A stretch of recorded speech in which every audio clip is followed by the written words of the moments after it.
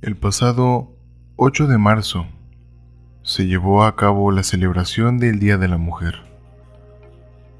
Y más por ser un día en el que se celebre el simple hecho de ser mujer, se conmemoró la ocasión de la lucha por los derechos de las mujeres, el dejar de ser tratadas como objeto, el dejar de ser maltratadas psicológica y físicamente. Una persona no debería exigir lo que por derecho le corresponde. Por lo tanto, estoy completamente de acuerdo con su lucha y las apoyo en todo lo que quieran lograr. Esta lucha no solo debería conmemorarse el 8 de marzo, un solo día, sino todos los días. Deberíamos respetar más. No es una minoría que esté exigiendo derechos. Son más mujeres que hombres en el planeta. Por lo tanto, es aún más extraño que siendo más personas que los hombres en el planeta tengan que exigir derechos, tengan que salir a quemar cosas, tengan que salir a romper, tengan que salir a crear disturbios para que las puedan voltear a ver. A todo lo largo de este podcast se ha hablado de varios asesinos seriales. Tanto hombres como mujeres pueden convertirse en asesinos. Todo por traumas que no resolvieron, por problemas que nunca pudieron resolver. El objetivo de este podcast, más allá de darles historias muy turbias, más allá de darles historias que puedan escandalizar o hasta erizar la piel, es de concientizar, es de crear conciencia en todas las personas que me escuchan, para que puedan reflejarse un poco en esta imagen distorsionada del ser humano que decidió asesinar o secuestrar o cualquier acto oscuro que pueda llevar a cabo. Por lo tanto, una vez más, y después de haber conmemorado ese día, 8 de marzo, el Día Internacional de la Mujer, y el día en el cual se celebra la lucha por los derechos de la mujer, quiero extender mi completa simpatía hacia ustedes, mujeres, pues son también una mayoría las que escuchan mi podcast. Por lo tanto, quiero que sepan que apoyo completamente su causa y espero que pronto se pueda llegar a esa igualdad que tanto anhelamos todos de este lado. Que tanto hombres como mujeres nos podamos respetar sin pretender nada, sin esperar nada a cambio, tan solo con el simple hecho de ser humanos. Bueno, después de haber dado esta breve introducción, vayamos al tema en el cual tenemos cita. Sean bienvenidos a otro domingo de rigor. Los dejo con el episodio número 6 de la segunda temporada.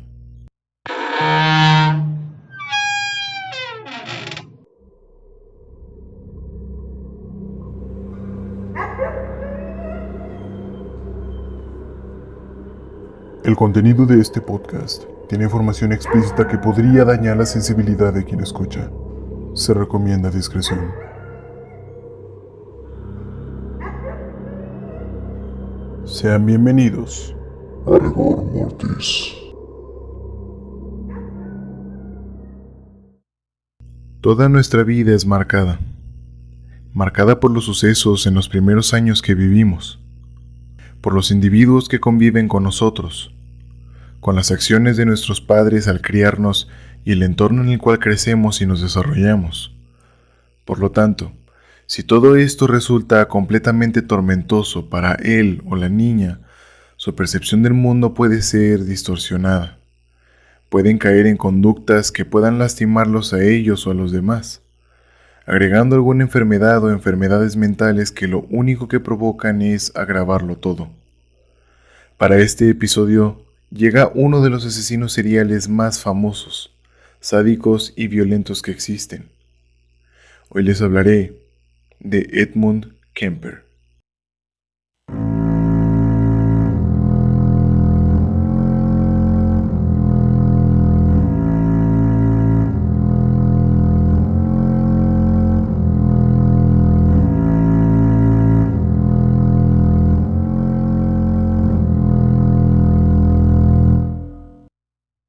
Edmund Emil Kemper III nació el 18 de diciembre de 1948 en Burbank, California, Estados Unidos.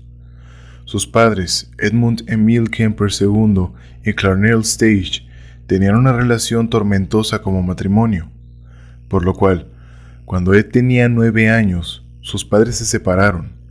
Su madre se llevó a sus 2 hermanas menores junto con él a vivir a Helena, Montana. Justo ahí fue cuando todo su tormento comenzó, pues su madre se volvió muy hostil con él. Le hacía burla de su gran estatura, pues Ed era demasiado alto y su madre constantemente le recordaba lo enorme que era, agregando además su sobrepeso. Mientras vivieron en Helena, su madre trató de conseguir pareja, lo que ocasionó un enorme desfile de padrastros que llegaban a la casa, pero ninguno se quedó en el papel de padre para Ed y sus 2 hermanas. El trato con su madre iba de mal en peor, pues Clarnell comenzó a abusar del alcohol, estando ebria casi todo el tiempo. Además, sacaba toda su frustración y rencor contra Ed, ya que cuando llegaba a su casa después de estar en un bar local, golpeaba a Ed. No para dejarlo inconsciente, pero Ed sabía que estos golpes, las burlas por su estatura, su peso y su actitud extremadamente tímida y temerosa, hacían que su madre se aprovechara más. Lo trataba de imbécil e inútil. Esto llevó a que Ed se quedara completamente solo con sus pensamientos de odio hacia su madre, la mujer que lo único que hacía era tratarlo con la punta del pie. Pero las cosas no paraban en su casa, pues en la escuela repetía plato con las burlas. Ed no era un mal estudiante, de hecho era uno de los más sobresalientes de la escuela. Los profesores que le daban clase nunca se quejaron de él, y además todos concordaron en que era muy inteligente.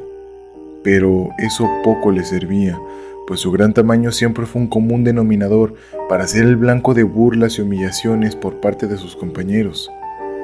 A esto hay que agregarle que la actitud de Ed siempre era cohibida y temerosa, por lo cual era un blanco fácil para molestar, pues nunca se animaba a responder las agresiones o siquiera a defenderse. Era sin dudas una carga muy pesada que llevar, inclusive para cualquier adulto. Ahora, imaginen para un niño. Era imposible que todo eso no le dejara marcas psicológicas en su ser. Cuando él tenía 8 años, jugaba con sus hermanas a un juego donde él era la víctima y sus hermanas los verdugos. Ed se sentaba en una silla, y sus hermanas lo sentenciaban a morir en la silla eléctrica. Lo ataban a un sillón donde fingían accionar una palanca y Ed se retorcía gritando hasta que fingía su muerte. Aunque Ed recuerda que este juego era para cortar con la monotonía, pues no tenían casi ningún juguete, es importante reconocer que es casi una alusión a los juegos entre Merlina y Pericles Adams en sus películas, solo que aquí no hay ningún actor. Es un niño fascinado por la muerte a sus 8 años. Además del juego tan peculiar, seguido, Ed se imaginaba que en el sótano donde frecuentemente dormía, cuando su madre lo castigaba por ninguna razón, era una cámara de gas, donde el diablo vivía, que tenía tuberías que hacían ruido y que estaban a punto de soltar un gas que lo terminaría matando. Un niño con un comportamiento regular se sentiría aterrado con esas imágenes en su mente, pero no Ed. A él, la muerte se le hacía fascinante. En sus largas noches en vela en el sótano, a menudo sentía celos de sus hermanas, pues ellas tenían amigos y él no. A ellas su madre les daba afecto, y a él lo golpeaba y lo hacía dormir en un sótano. Constantemente se decía a sí mismo que cuando ellas subían al primer piso a dormir, él se quedaba en el infierno, mientras ellas subían al cielo. Se quedaba solo, sin ningún amigo ni nadie que se preocupara por él o lo calmara cuando tuviera miedo de su propia mente. Estaba completamente solo, mirando hacia el abismo. Los castigos absurdos y las golpizas por su madre no pararon. Una vez su madre los llevó a Nueva York, pero una de sus hermanas se quedó en casa de una amiga suya. A Ed le habían comprado una pistola de juguete. A menudo solía apuntarla a su hermana y esto la hacía enojar. Pronto se dio cuenta de que todo esto le provocaba mucha satisfacción, por lo que lo empezó a hacer muy seguido, pues además le presumía que ese juguete se lo habían comprado en Nueva York, lugar donde su hermana no había ido. Un día su pelea subió tanto de tono que la niña, cansada por los juegos absurdos de Ed, tomó la pistola y la arrojó con fuerza a los pies de él. La pistola se rompió y él terminó con un dedo del pie herido. Ed, completamente furioso, tomó unas tijeras y procedió a decapitar y cortarle las manos a las muñecas de su hermana. Al terminar se las llevó en una bolsa. Obviamente este acto hizo que todo terminara en un castigo y golpes para Ed, pero en su encierro en el sótano comenzó a fantasear con el desmembramiento, pues descubrió que al desmembrar a las muñecas de su hermana, logró satisfacer y apaciguar un poco su ira contenida.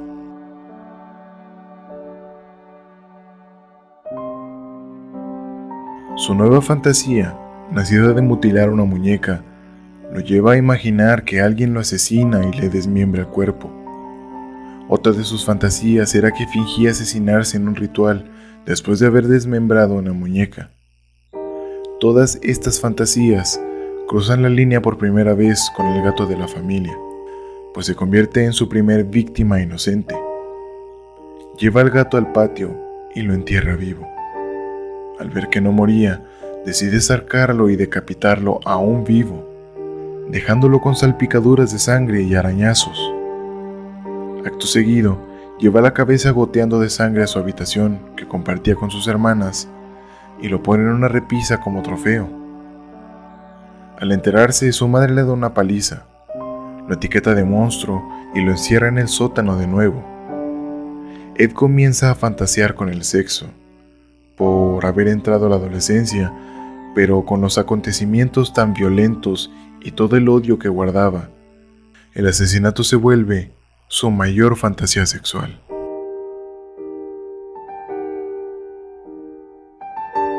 Después de ese día, Ed solía salir a escondidas de su casa para espiar por las ventanas a sus vecinas. Las miraba dormir mientras en su mente imaginaba que ellas lo amaban y él las amaba a ellas. Pero al imaginar tener relaciones sexuales con ellas, lo único en lo que podía pensar era en decapitarlas, llevar su cabeza a su recámara para ahí besar y tener relaciones con la cabeza chorreando de sangre.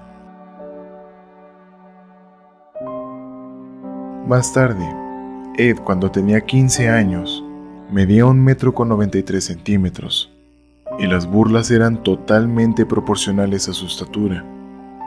Ed sabía muy en el fondo que si enfrentaba a alguno de los que se burlaban de él, lo podría destrozar, pues era una bomba a punto de estallar. Pero por más que la idea lo pudiera seducir, el miedo de que pudiera ocurrir después siempre lo detenía. En clases no hablaba y ponía incómodos a sus compañeros porque se les quedaba mirando fijamente por un largo rato. Esto lo hacía como un tipo de venganza, porque nadie lo defendía de los que lo molestaban, lo cual solo ocasionaba más bullying por parte de sus compañeros. Por lo tanto, regresaba a su casa haciendo corajes, pero todo se ponía peor, pues en su casa, su madre le servía un segundo plato de burlas, aderezado con insultos varios y acompañado de golpes y castigos absurdos. Toda la ira, combinada con sus fantasías de asesinar, lo llevaron a matar a otro animal, un gato callejero que seguido iba porque le gustaba estar con su hermana mayor. Fue la víctima de Ed. Al gato lo asesinó a machetazos, lo apuñaló hasta que se cansó y además le abrió el cráneo para poder ver cómo era su cerebro. Su madre se percató días después al encontrar pedazos de carne podrida en el armario de su hijo, así como la ropa ensangrentada, lo cual le costó un par de noches en el sótano. El asesinato de este animal fue motivado por el rencor hacia su hermana, pues ella gozaba del afecto y privilegios que su madre nunca le otorgó a él. En una ocasión, platicando con sus hermanas antes de ir a dormir, les contó que se había enamorado de su maestra. De inmediato sus hermanas comenzaron a burlarse de él. Esta era una burla normal entre hermanos. Entre las risas del momento, Ed agregó que la única manera de poder besar a su maestra sería si primero la mataba. Ese comentario le costó muy caro a Ed, pues aunque en su mente sonaba gracioso, su tono fue completamente serio a tono de amenaza. Una de sus hermanas, completamente horrorizada por el hecho, fue a contarle a su madre lo ocurrido. Clarnell de inmediato fue a la habitación y entre gritos, insultos y golpes, llevó a Ed al sótano y ahí lo encerró con llave. A partir de ese día, Ed dormiría en el sótano sin electricidad, lleno de suciedad y humedad, pues a su madre le dio miedo que por la edad que tenía pudiera violar a alguna de sus hermanas. Por lo tanto, esa madre ejemplar, en lugar de tener una conversación con su hijo y dejar de violentarlo, lo trató como un esclavo o un animal, encerrándolo debajo de su casa.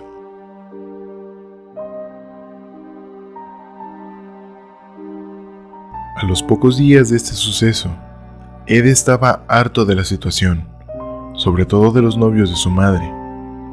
Un día, uno de ellos, el que mejor lo trataba, quien se acercaba a platicar con él y lo llevaba seguido de pesca y de caza, estuvo a punto de ser la primer víctima humana de Ed. Cuando el hombre le daba la espalda a Ed, este tomó una barra de hierro, pensó en golpearlo en la cabeza y robarle su auto para fugarse a California con su padre real, pero al final desistió de esta idea. Sin embargo, lo que sí cumplió fue lo de fugarse. Así que con lo que llevaba puesto y el poco dinero que podía tener, tomó un autobús hacia California para reunirse con su padre y quedarse a vivir con él, lejos de su madre, lejos de sus golpes, gritos y castigos, lejos de ese sótano donde podía mirar al abismo todas las noches. Su padre lo recibió con gusto y lo trató igual que a su hermanastro, el hijo que había tenido su padre con su nueva esposa. Sin embargo, el patrón se volvió a repetir con la nueva familia de su padre, pues Ed tenía abuelas autoritarias de los dos lados, por lo que el nuevo matrimonio de su padre era igual, matriarcal, pues quien era la autoridad y la cabeza de familia era la esposa de su padre. Vivió con ellos 30 días. En ese tiempo se dio cuenta de que si se hubiera quedado a vivir con su padre, en lugar de haberse ido con su madre, su niñez hubiera sido muy feliz, pues no habían gritos, no habían golpes, solo un autoritarismo por parte de su madrastra, pero ningún trato violento en ninguna ocasión. En esos 30 días, supo que su padre se había divorciado de su madre por lo asquerosamente controladora que era con sus parejas, pues incluso con sus novios era lo mismo. Ella los dominaba y terminaba hartándolos, y por eso la abandonaban. Lo mismo había ocurrido también con el matrimonio de sus padres. Sin embargo, había algo que a Ed comenzó a incomodarle, pues cuando entraba a una habitación donde estaban todos reunidos, lo miraban raro y se callaban de inmediato. Supo que ese complejo lo acompañaría a donde fuera, por el simple hecho de ser muy alto, pero esto le sirvió para darse cuenta de que sus complejos le hacían acumular odios y frustraciones, pues estaba completamente paranoico con ser despreciado donde fuera, y pensó que tal vez la familia de su padre no hacía eso como una forma de despreciarlo, sino que inconscientemente se sentían intimidados porque Ed era por mucho el más alto de la casa, incluyendo a su padre. Pero al salir del infierno de la casa de su madre, no lo había liberado, pues cuando miras por mucho tiempo al abismo, el abismo también mira dentro de ti. Esto ocasionó muchos cambios psicológicos en Ed, quien tenía pensamientos suicidas y los llevaba a la práctica como una forma de juego mortal. A menudo por las noches solía acostarse en medio de la carretera con la esperanza de que algún conductor ebrio no se fijara que él estaba ahí y le aplastara la cabeza con su auto. pero siempre era lo mismo. El conductor se detenía en seco. Cuando esto ocurría, Ed se levantaba y salía corriendo totalmente frustrado. Lo que Ed no sabía era que difícilmente una familia nueva acepta a integrantes de otro matrimonio, por lo que la relación con su hermanastro y su madrastra comenzó a hacerse muy tensa, pues ambos exigían el amor de su padre, y si su padre le ponía más atención a Ed, su esposa se lo recriminaba, por lo que su padre tomó la decisión de enviarlo con sus padres, los abuelos paternos de Ed, Maud Kemper y Edmund Emil Kemper I. Tenían un rancho en California, y como estaban muy solos, a su padre se le hizo la mejor opción. Ed no quería ir, él quería quedarse ahí. Reconoce que el proceder de su padre, quien débil de carácter, decide deshacerse de él como su antiguo matrimonio. Los abandonó a todos, incluyendo a sus hijos. Ed no estaba contento de estar en la casa de sus abuelos aún después de que las vacaciones terminaran, pero sabía que con su padre corría el riesgo de que su madre lo llevara de vuelta, y de ninguna manera volvería a la casa de su madre. Así que trató de adaptarse. Comenzó la escuela en la Sierra Joint Union High School, donde le iba mucho mejor que donde estudiaba antes.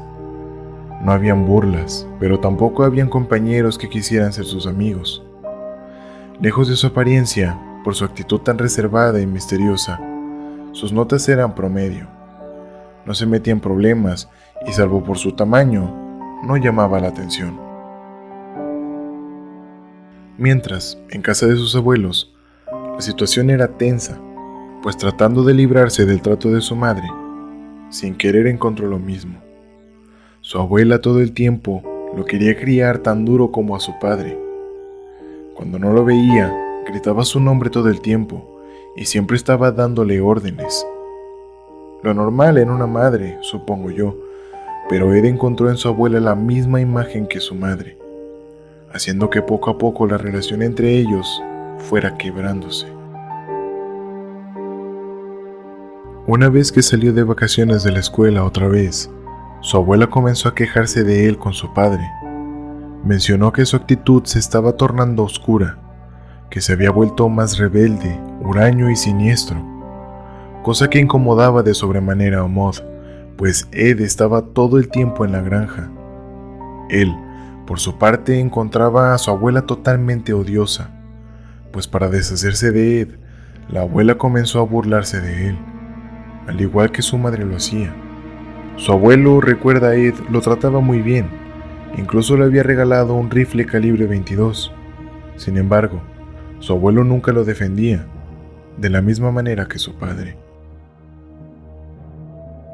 Ed seguido salía con su rifle a dispararle a los animales, cosa que enfurecía a su abuela, quien siempre le gritaba que no matara a ningún animal, pero Ed encontró en esta práctica un desahogo para su odio acumulado, pues además de matar animales, a menudo disparaba a la nada o a cualquier cosa que se moviera, provocando un alboroto en el rancho y recibiendo regaños por parte de su abuela, haciendo un bucle que parecía no tener fin. No tardó en irse profundo en sus traumas y odios, los cuales no tardaron nada en emerger, ahora con la cara de Maud, su abuela, en la que encontraba un parecido muy cercano con su madre. Comenzó a imaginarse el cómo sería matar a su abuela. Mientras ella se encontraba distraída, él le apuntaba con su rifle e imaginaba cómo sería dispararle y llenarla de agujeros.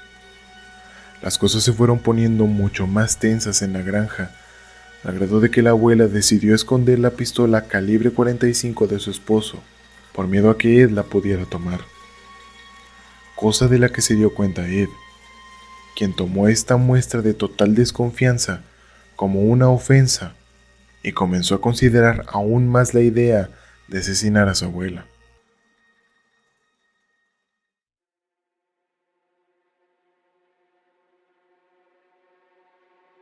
El día 27 de agosto de 1964, Ed se sentó junto con su abuela, quien estaba en la mesa revisando uno de sus libros infantiles que solía escribir. Miró a Ed, quien le dedicó una siniestra mirada. Ella, con el miedo subiéndose encima, le dijo que dejara de verla así, mientras le reclamaba por su actitud. Harto, Ed se levantó, tomó su rifle y le silbó al perro de la casa. Le dijo a su abuela que iría a dispararle algunas ardillas. Su abuela le dijo que volviera porque no había terminado de hablar con él. Ed salió, pero al bajar del porche, volteó hacia la casa y a través del mosquitero vio a su abuela en la cocina. Le daba la espalda y estaba sentada, gritándole. Edmund no pudo contenerse más. Apuntó su arma a la cabeza de su abuela y disparó. Maud se desplomó en la mesa. Luego Ed disparó 2 veces más, impactándole en la espalda. Una vez dentro de la casa, tomó un cuchillo de cocina y apuñaló a su abuela hasta que se cansó. Tomó una toalla y se la puso en la cabeza. Arrastró el cuerpo hacia la recámara donde dormían sus abuelos y ahí la dejó. A los pocos minutos, escuchó que había llegado su abuelo de comprar víveres. Ed volvió a tomar su rifle. Su abuelo iba caminando a la casa y en ese instante salió Ed y le dijo que iría a cazar. Sin sospechar nada, el anciano entró a la casa y en un segundo recibió un disparo en la nuca por parte de su nieto. Su cuerpo sin vida se desplomó en la entrada de la casa. Ed lo llevó hacia el garage y limpió la sangre que quedó en la cocina. Hasta ese instante, se dio cuenta de lo que había hecho. Estaba completamente histérico. Se dejó llevar por lo que sentía en el momento y ahora no sabía qué debía hacer, pues sus abuelos eran personas completamente sociables. No era una pareja que repentinamente se iría de vacaciones sin avisar a sus vecinos, amigos o conocidos. Por lo que si escondía los cuerpos, de inmediato la gente notaría su ausencia y atraparían a Ed. En pánico, no tuvo otra opción más que llamar a su madre, quien lo trató de imbécil y le aconsejó que llamara a la policía. Ed se sentó afuera de la casa y esperó por 15 minutos que fueron completamente eternos para él. Una vez llegó la policía, Ed confesó todo. Dijo que mató a su abuela porque quería saber qué se sentía matar a alguien, mientras que su abuelo lo mató para evitarle la tristeza de encontrar a su abuela asesinada por su propio nieto. Edmund Kemper probó el asesinato por primera vez, asesinando a sus abuelos a pocos meses de cumplir los 16, dejando salir, por primera vez, la rabia que llevaba dentro, pues fue brutal la manera de asesinar a su abuela. Después de arrestarlo, lo llevaron a una cárcel de menores mientras decidían qué hacer con él. Un psiquiatra lo diagnosticó con esquizofrenia. Finalmente decidieron ingresarlo en el hospital psiquiátrico de Atascadero, en California, el día 6 de diciembre de 1964. En Atascadero, afirma Ed que había convictos con una edad promedio de 36 años, mientras él estaba a punto de cumplir los 16. Es decir, lo superaban con al menos 20 años, por lo cual su jugada no podía ser el comportarse violento con los demás, pues muy probablemente lo pudieran matar a golpes. Por lo tanto, optó usar su inteligencia para moverse de otra forma. Trató de mezclarse con los demás, portándose amable y escuchándolos. Esto para hacer que confiaran en él y le contaran el por qué estaban ahí. Cuando le hablaban de los detalles de sus crímenes, él se quedaba sorprendido y a la vez ponía atención para descubrir sus errores. Sobre todo en las violaciones, descubrió que los habían atrapado porque nunca usaron su inteligencia. Mataron a mujeres que conocían, lo hicieron en un lugar muy público o dejaron testigos que podrían inculparlos. Ed registró todos estos errores en su mente. Todavía no había elaborado ningún plan, pero estaba recabando toda la información que podía, porque sabía que podría salir pronto de ese lugar. de la mejor manera posible, pretendiendo estar rehabilitado. Ed jugaba muy bien su papel de paciente cooperativo, pues se informó de todos los procedimientos de los psiquiatras y psicólogos que trabajaban con él. Esto porque él era el único que quería cooperar para ayudar a aplicar las pruebas. Los médicos increíblemente lo dejaron porque se portaba de una manera muy amable. Sin embargo, en el fondo, Ed lo único que quería saber era el cómo veían los demás el que hubiera asesinado a sus abuelos, pues en su mente este acto estuvo completamente justificado y él no se arrepentía en lo absoluto del acto. Por lo cual, al ver las pruebas y a su vez, al aplicar algunas de ellas, supo exactamente cómo contestar en las pruebas cuando los psiquiatras se las aplicaban, pudiendo fingir de manera creíble una rehabilitación. Esto le sirvió, pues en los test de coeficiente intelectual marcaba un puntaje de 140, más alto del promedio. Llamó la atención de uno de los psiquiatras y lo tomó de asistente personal. Pero el punto donde su médico tomó la decisión de poder darlo de alta fue cuando comenzó a mostrarse abierto socialmente. Hacía plática con los demás pacientes, con los enfermeros y los demás doctores. Se mostraba muy amable y solidario con los deberes, incluso con los que no le tocaba realizar. Todo esto le sirvió para que en diciembre de 1969, cuando Ed ya tenía 18, pudiera obtener la libertad condicional, y aunque los colegas de su psiquiatra lo cuestionaron, él, al ser su médico, tenía la última palabra. Y fue así que Ed Kemper, a sus 18 años, salió a la sociedad de nuevo con una segunda oportunidad de poder hacer bien las cosas. Pero no todo era miel sobre hojuelas, pues la condición de liberarlo era que estuviera al cuidado de algún familiar. Eddie había quemado la carta de huir con su padre en el momento que asesinó a sus abuelos, por lo que la única opción era volver con su madre. El médico que lo atendía recomendó, casi implorando, que no se lo devolvieran a Clarnell. Sin embargo, al no tener algún otro familiar, su madre lo recibió de nuevo en su casa. Ella seguía siendo la misma patética mujer, alcohólica, dominante y controladora de siempre. Sin embargo, la actitud de Ed era distinta. Se portó educado y soportó de la mejor forma los gritos y maltratos verbales que su madre le hacía. Participó además en algunas actividades comunitarias. En diciembre de 1972, sus antecedentes penales fueron eliminados, pues cumplió la mayoría de edad y cumplió además con su libertad condicional con una conducta impecable. Había logrado rehabilitarse, o eso pensaban todos. Cuando liberaron a Ed y lo enviaron con su madre, ya no vivían en Montana. Se había mudado a Santa Cruz, California. Clarnell Stanberg. Su apellido cambió porque se había vuelto a casar, pero no existía un ser en la tierra que la pudiera soportar y se volvió a divorciar. Tenía un puesto como asistente administrativa en el campus de la Universidad de Santa Cruz en California. Era muy hábil en el puesto y además era muy querida por los estudiantes y sus demás compañeros. Además, con la ausencia de Ed en su casa, tuvo algunos años de relativa calma, de no ser por su divorcio reciente. Sin embargo, en cuanto su hijo volvió con ella, de nuevo todo volvió a ser como antes. Otra vez habían gritos, y Ed volvió al sucio sótano donde sus oscuras fantasías habían nacido.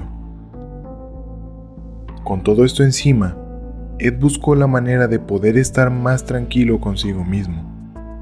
Así que decidió acudir a beber unos tragos a un bar local donde se juntaban policías y funcionarios de los juzgados, llamado The Jury Room. En el lugar, Ed logró encajar muy bien y logró hacerse de una buena reputación con ellos. Se portaba amable y muy conversador. Lo llamaban Big Ed. Estaba fascinado con los puestos donde él pudiera hacer ejercer la ley. Quería formar parte de la policía de carreteras.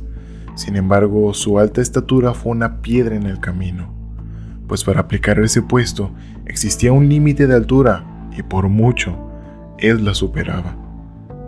Con esta desilusión, se juntó también su creciente rencor y odio contra su madre, pues aunque Ed era ya mayor de edad y legalmente un hombre, él no se sentía así. Seguía siendo tímido con las mujeres y nunca había tenido relaciones sexuales con nadie, pues cuando asesinó a sus abuelos estaba a punto de cumplir 16, la edad en la que muchos de los jóvenes comienzan a tener su primera relación sexual. Pero Ed estaba en atascadero, tratando a toda costa de convencer a los médicos de que estaba sano y listo para regresar a la sociedad. Reconoce que cuando lo liberaron, comenzó la cultura hippie y la explosión sexual que este movimiento social trajo. Veía a los hombres con cabello largo y sin afeitarse, tocando guitarra, bailando en los parques, las mujeres siempre en vestidos o con ropa muy colorida y holgada, comportándose como nunca antes las había visto. Eran escandalosas y extrañamente sensuales. Todo esto lo veía en los parques, las calles y en el campus donde su madre trabajaba. Además que las demostraciones de afecto entre los hippies aumentaron varios escalones. Ya no solo se tomaban de la mano y paseaban juntos, ahora se besaban en público y los llevó a ver tocándose un par de veces. Todas estas cosas ocurrían ante un Ed que se perdió de todo esto. Él era totalmente cuadrado, con el cabello corto y relamido, vestido con su camisa fajada en unos pantalones de vestir, zapatos lustrosos y llevaba siempre sus característicos lentes. Era claramente la imagen contra la que los hippies estaban en contra, por lo que si Ed quería conseguir salir con alguna chica y tener su gran noche donde pudiera satisfacer su necesidad sexual, ahora era muchísimo más difícil, pues su madre, a pesar de que en el campus era agradable con todos y todos la querían, era una mujer tradicional y odiaba el movimiento hippie, por lo que la transición a convertirse en hippie y mezclarse con ellos no era una opción, pues puede que por ejercer tanto control sobre su hijo, él tampoco estaba a favor del movimiento. Ed siempre quiso salir con alguna chica, enamorarse y llevar una relación amorosa con alguna buena mujer, y no con una sucia hippie. En una ocasión le pidió a su madre que le presentara a algún estudiante para salir con ella, pero su madre se lo prohibió por el hecho de que desconfiaba completamente de él y creía que su hijo podría ser capaz de violar a algún estudiante. Eso le traería problemas a ella, y no quería perder su empleo, el cual era bastante bueno.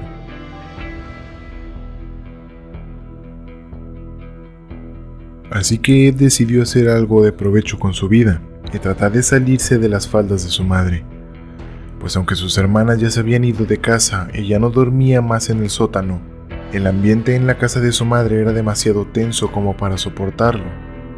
Ed buscaba no estar ahí en los horarios donde regularmente su madre se encontraba, por lo que decidió buscarse un trabajo. Estuvo en varios hasta que consiguió uno siendo obrero en las carreteras del estado. Esto fue lo más cerca que estuvo a estar encargado de la seguridad en los caminos. Con este empleo pudo al fin salir de la casa de su madre. Se mudó a un departamento que compartía con un amigo suyo en Alameda, California. Se sintió mucho más aliviado de estar solo casi siempre, pues su madre le llamaba seguido al departamento para recriminarle cualquier cosa que se le ocurriera. Pero Ed ahora lo solucionaba fácil. Ahora podía colgar el teléfono. Pudo después comprar una motocicleta, pero tuvo 2 accidentes en ella. En el primero se fracturó el brazo. Después de que se recuperó, pasaron varios meses y volvió a accidentarse. Esto lo hizo desistir de andar en motocicleta y mejor se compró un automóvil. Se interesó en uno que se pareciera mucho a los autos que utilizaban los policías, pues era su sueño. Después lo adoptó con un transmisor de radio, un micrófono y una antena de resorte en la parte trasera. Esto para sentir como si fuera un verdadero oficial. Con su auto bien equipado, comenzó a recorrer varias carreteras del estado. él aún no lo sabía. Pero esta costumbre sería la que lo llevaría finalmente a estructurar su modus operandi. Ed comenzó a recoger personas que pedían aventón en las carreteras y llevarlos hasta su destino como si se tratara de dar un servicio de taxi. La acción de llevar personas en su auto lo excitaba mucho. Imaginaba cómo sería pasarse al asiento de atrás y asesinarlos. Pensó que sería muy fácil hacerlo sin que se dieran cuenta. Y en su mente comenzó a idear planes para llevarlos a cabo de maneras efectivas, por lo cual le hizo más modificaciones a su auto. Le quitó la antena que le había puesto, le retiró también el transmisor de radio y manipuló las puertas de pasajeros para que cuando se cerraran, los seguros se quedaran puestos. Hizo varias pruebas con los autoestopistas que recogía para ver si las puertas sí se quedaban cerradas. Todo funcionó. Y cuando se bajaba para abrir la puerta desde afuera, se entregaba a las fantasías de asesinar a sus pasajeros, en lo fácil que sería y la satisfacción que esto le podría traer. Se las ingenió para conseguir un pase a todas las universidades del estado por medio de las influencias de su madre. Esta aceptó, y él tenía de pronto acceso a todas las universidades del estado de California, lo que le facilitaría conseguir más víctimas. Si quieren conocer el resto de la historia, no se pierdan el próximo episodio, la segunda parte de la historia de Edmund Kemper. Todavía queda mucho que relatar, y en la segunda parte, la historia se hunde más en los oscuros deseos de este hombre. Este episodio se trató prácticamente de toda la infancia y toda la juventud de este hombre. Quería hacer un énfasis en esto, debido a que fue un feminicida. Este hombre mató muchas mujeres. Si no se sabía la historia de este hombre, perdón por el spoiler, pero hay que recalcarlo. Debido a que se festejó este Día Internacional de la Mujer y de la lucha por sus derechos, quiero hacer énfasis a que todo tiene un motivo. En este podcast de ninguna manera se justifican las acciones de los asesinos o las asesinas. Sin embargo, todo tiene un origen. Todo lo provoca alguna persona, llámese padres, llámese sociedad, o alguna enfermedad mental con la que pudieron nacer o que se desarrolló a raíz de algún golpe en la cabeza. Aunque todos los asesinos seriales se merecen el castigo que reciben por sus crímenes y a veces se quedan cortos, siempre es bueno saber que tiene un origen y que prácticamente el asesino, en su mayoría, se hace. Si el episodio les gustó, recuerden calificarlo en la plataforma donde lo estén escuchando. Me interesa mucho saber su opinión de los episodios y del programa. Compártanlo con sus conocidos. Suscríbanse o sigan el podcast en redes sociales. Todo esto me ayuda a estar motivado y mejorar el programa.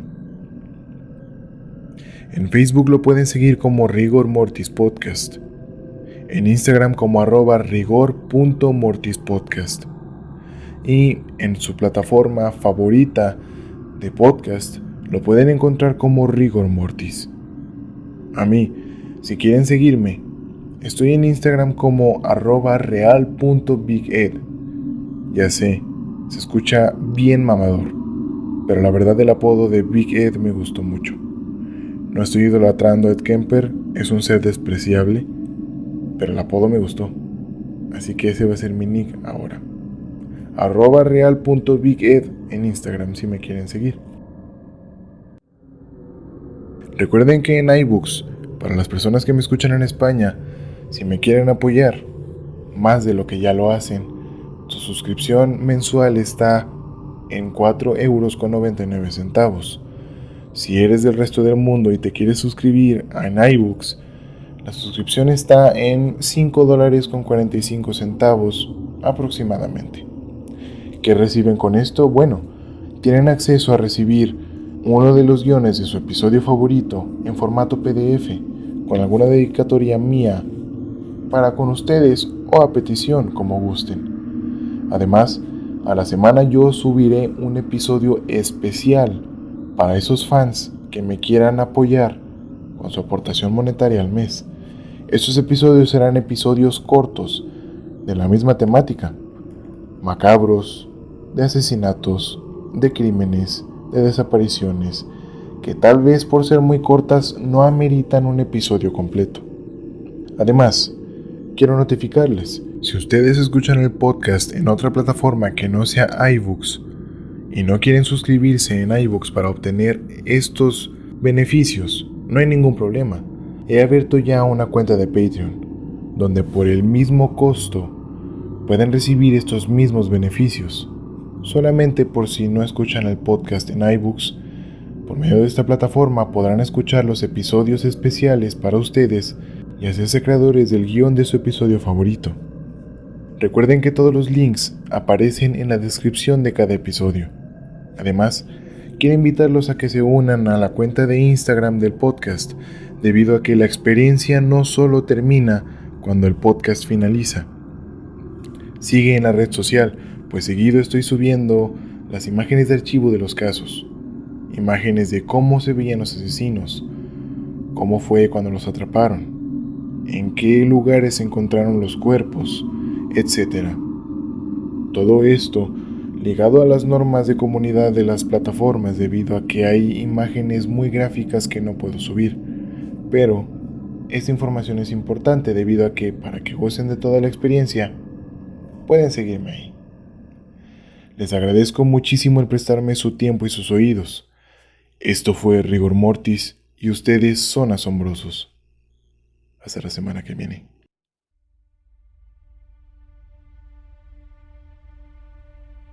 En el próximo episodio de Rigor Mortis. Ya conocimos toda la infancia de Ed Kemper. Ya conocimos su motivación, el odio y el rencor que le guarda a su madre, el monstruo que es su madre para con él y la obsesión que tiene con el asesinato. Pero la historia no se queda ahí, falta mucho que contar.